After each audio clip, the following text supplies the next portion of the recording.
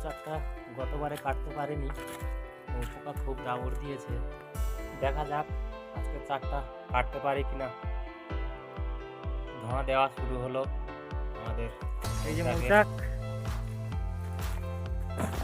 মৌচাকটা খুব উঁচুতে হয়ে আছে, দেখুন।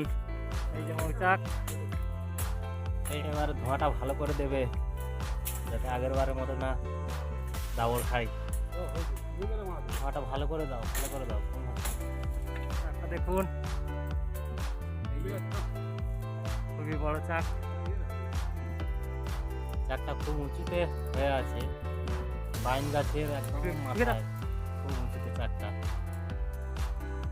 এবারে সবগুলো ধোঁয়া জ্বালানো হলো, দেখুন, নইলে গতবারের মতো দাবড় খেতে হবে।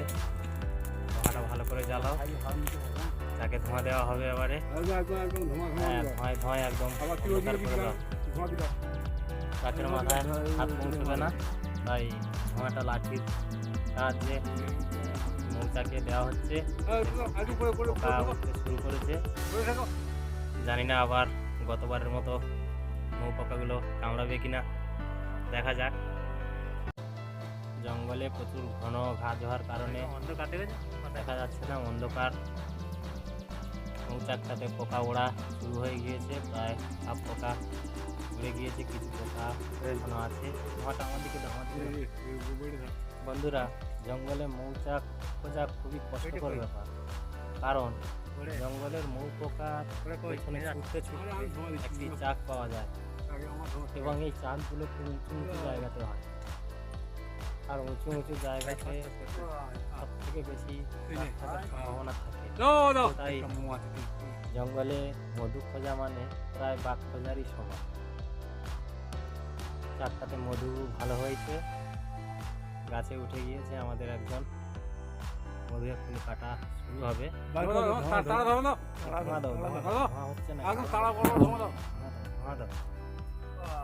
পোকা কামড়াচ্ছে, ধোঁয়া দাও তাড়াতাড়ি। গাছের পাতা দিয়ে সরিয়ে দেওয়া হচ্ছে, দেখুন। এবারে চাকটি কাটা হবে। নিচে একজন দাঁড়িয়ে আছে, চাকটা কেটে কেটে হাঁড়িতে ফেলবে। কাঁটাটা জুড়ে দিয়েছে, এবারে কাটতে গিয়ে চলে গিয়েছে। এই কাঁটাটা ছিল, অতএব আবার এই কাটা জায়গাটা পুনরায় সিল করে দিয়েছে। নাকে দাঁড়া আমি দেখছি, আমাদের নাকে হুল ফুটিয়ে দিয়েছে, ছাড়িয়ে দিতে হবে। দেখুন, মধু কেটে কেটে উপর থেকে নিচে হাঁড়িতে ফেলা হচ্ছে। মধুর রসটা পড়ছে, একজন হাঁড়ি নিয়ে নিচে দাঁড়িয়ে আছে, মধুটা ক্যাচ করছে। আস্তে আস্তে আস্তে হাঁড়ির সাইডে পড়ছে। চাকটা মধু ভালোই হয়েছে, মনে হচ্ছে হাঁড়িটা প্রায় ভর্তি হয়ে যাবে।